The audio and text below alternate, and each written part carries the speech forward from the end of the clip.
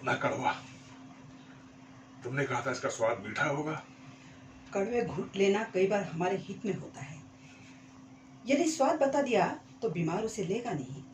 जैसे आपने मुझे जानबूझकर गौरी पर्वत भेजा और बताया भी नहीं वहां क्या देखने को मिलेगा।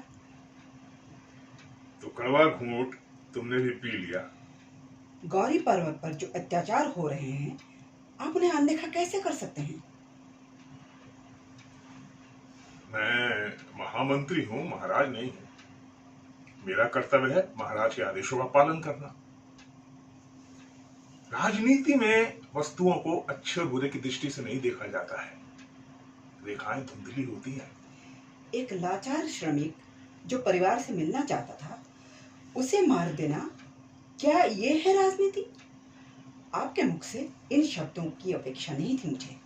शिवगामी, तुम सपनों के संसार में रहती हो। मत भूलो, दुनिया में बड़ा अंधकार है और उस अंधकार से लड़ने के लिए निर्णय धर्म और मूल्य के दृष्टिकोण से नहीं लिए जाते हैं। कादरी मंडलम की सेना हमसे 7 गुना अधिक बड़ी है। धूली शस्त्र ही है जिसने अभी तक महिष्मति का भविष्य बचा कर रखा हुआ है। 90% जनसंख्या की सुरक्षा के लिए 10% का बलिदान देना, क्या यह अधर्म है? अच्छा, तुम अगर सिंहासन पर होती तो क्या करती? बलिदान तब होता है जब प्रजा को प्रेरित किया गया हो। बलपूर्वक विश्वास कराना ये तो क्रूरता है। मैं राजा होती तो खदान को तुरंत बंद कर नए विकल्पों की खोज करती। प्रजा का विश्वास जीत उनकी सहायता लेती, उन्हें अंधेरे में रख अत्याचार को बढ़ावा नहीं देती।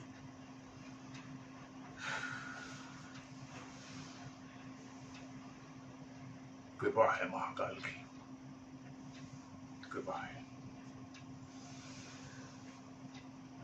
शिवगामी, मैं तुम्हें शिक्षा 12 वर्षों से देता आया हूं।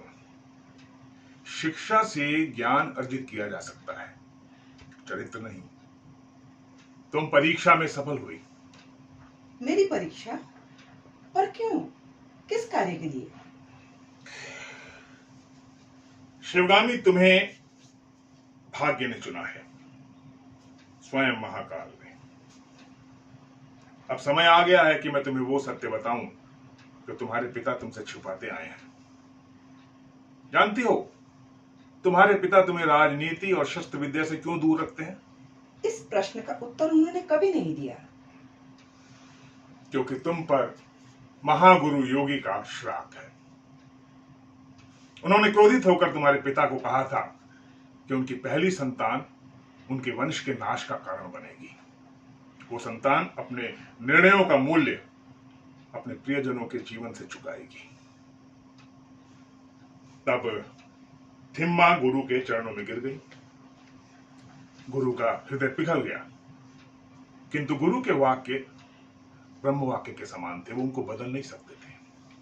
तो दया दिखाते हुए उन्होंने कहा कि वो संतान महिष्मति को अंधकार से निकालकर सुनहरे भविष्य की ओर ले जाएगी।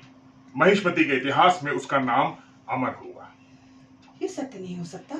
मैं अपने प्रियजनों शिवगामी, शिवगामी, ये श्राप एक वरदान भी है। तुम्हें चुनाव करना होगा। महिष्मति की सुरक्षा के लिए मैं एक रहस्य का संरक्षण वर्षों से करता आया। ऐसा रहस्य जो यदि शत्रु के हाथ लग गया तो महिष्मति का अस्तित्व नष्ट हो जाएगा। कैसा रहस्य? महारहस्य, महारहस्य जो कुबेर के भंडार से भी अधिक मूल्यवान है। उस रहस्य की रक्षा करना एक महान कार्य है, किंतु उससे पहले तुम्हें निर्णय करना होगा कि उस रहस्य को जानने के बाद क्या तुम तैयार हो उसके लिए? महामंत्री जी, महाराज बहुत क्रोधित है। आपको शीघ्र राजसभा में बुलाया है। आते हैं।